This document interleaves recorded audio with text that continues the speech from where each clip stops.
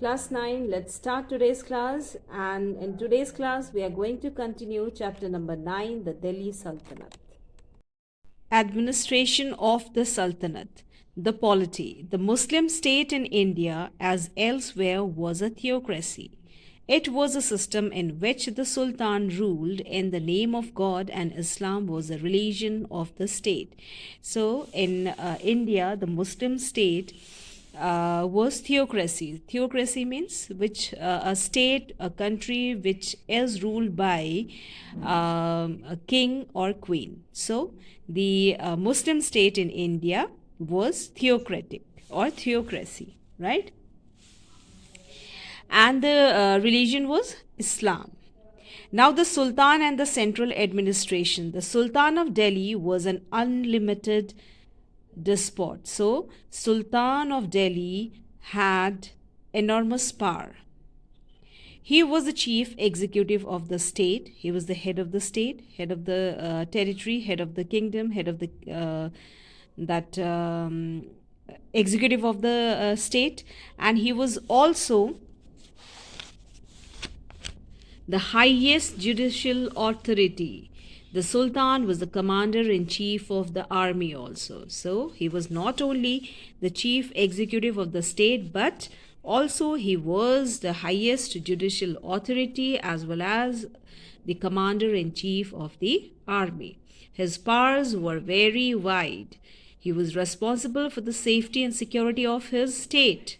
There was no constitutional method to remove a king from the throne. So it was hereditary, right?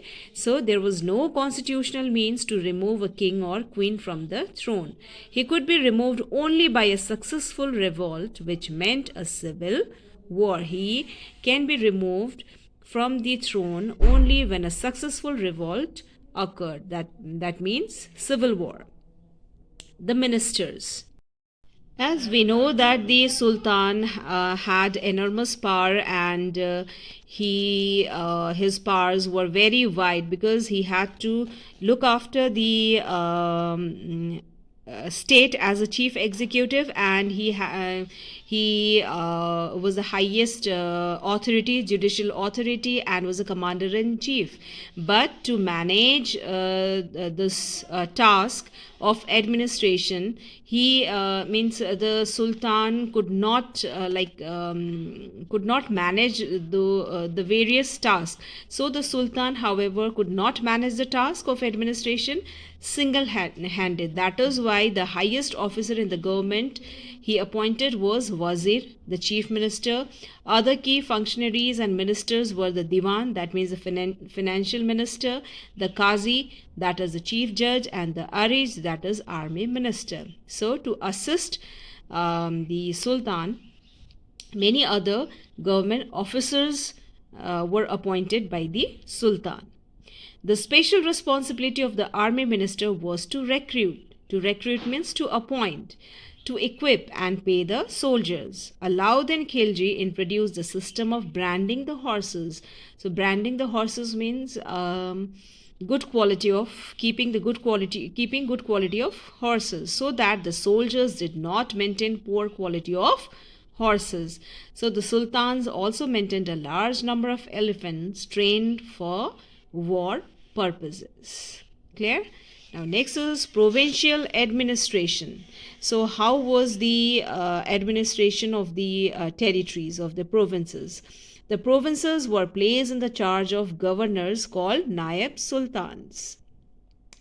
The most important provinces under Khilji and the Tughlaq were those of Jaunpur, Malwa, Khandesh, Gujarat, Bengal, and the Dakhin, that is Deccan. The governors were required to maintain a powerful army and provide military aid to Sultan in times of war. In each province, there was a regular department for the collection of land revenue and other taxes. So, these were the important provinces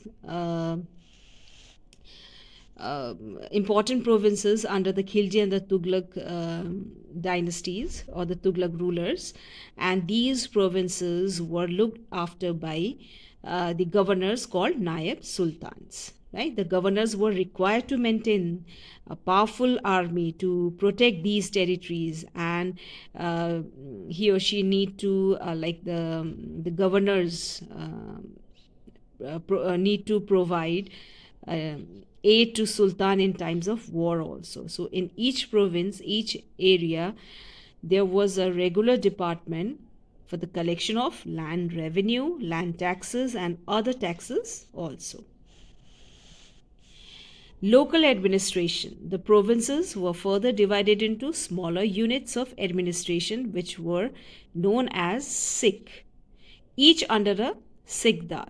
Each Sikh was divided into a number of parganas which corresponded to the modern day tehsil, that is subdivisions. So we call it tehsil nowadays, and that time in the Sultanate time, tehsils are known by parganas. That means subdivisions of the provinces of the area. The village was the smallest unit of administration. It had its own panchayat to settle disputes, to settle the conflicts between the among the villagers, and each village had a revenue officer called patwari. Right? Now, let's talk about the sources of revenue. The main sources of revenue were under land tax, usually 1/10 of the produce, whatever the produce was there, 1/10 of that produce is to be given to the government, or to the sultan, we can say. The booty captured in wars, and so booty captured in wars means whatever the captured territory, captured treasury in wars. Religious tax, that is zakat, levied upon the Muslims only. So religious tax paid by the Muslims. And poll tax. So poll tax means jizya. So that means it's a charged from non-Muslims. So the non-Muslims mean Hindus and other than Muslims, whenever they entered their territories, they need to pay this tax, which is in the form of jizya. So that's a poll tax. So these were the several taxes through which they collect the money or revenue. According to some historians, jizya was not realized by all the sultans of Delhi. A few other taxes were a tax on importing goods, a tax on house, a tax on grazing grounds. A number of other minor taxes were also imposed, and land revenue continued to be the most important source of income of the Sultanate or the Sultanate of Delhi. So land revenue was the most important source of income, or source of revenue, or source of income of the Sultanate period. Right? Now next is spirit of harmony and cooperation. Spirit of harmony and cooperation. The Turkish state was a theocracy in which Islam was the religion of the state, but a few Turkish rulers knew that unless Hindus cooperated with them, Muslim solidarity and nobility could not be sustained.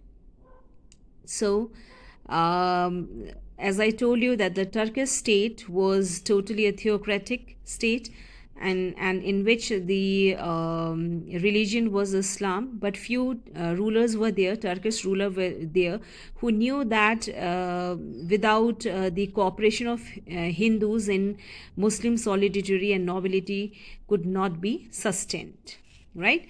So there was intermingling. Intermingling means mixing of Persian and Arabic words with Hindi led to the evolution of common language, which came to be known as Urdu. So Urdu was that language which came up after the intermixing or the mingling of Persian language, Arabic language, and Hindi. So it was also known as the camp language. The soldiers who stayed in camps in and around Delhi used the local language Hindi, although much of their vocabulary was drawn from Persian, the court language. So from this we come to know that the court language was Persian, and although the soldiers around that camp, they used to speak in local language, that was Hindi. The Persian script was used to write Urdu.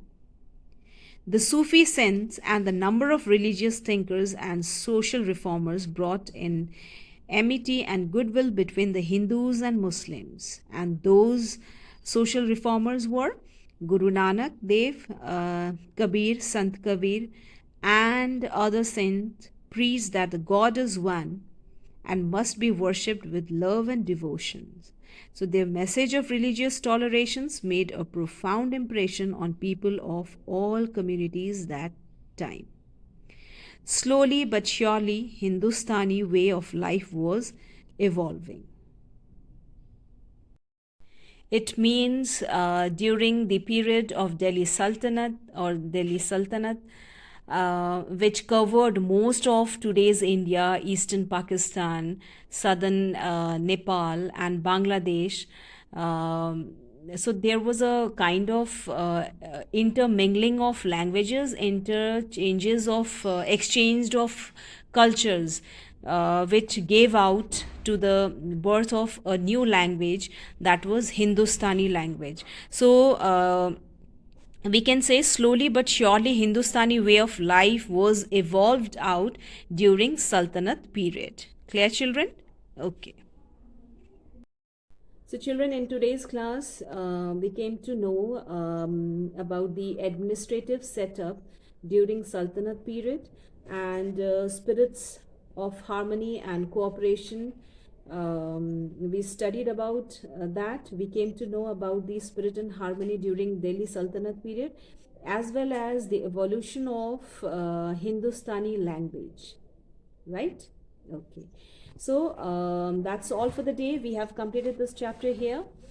That's all for the day, and all the very best for your exam, as your annual examination is about to come.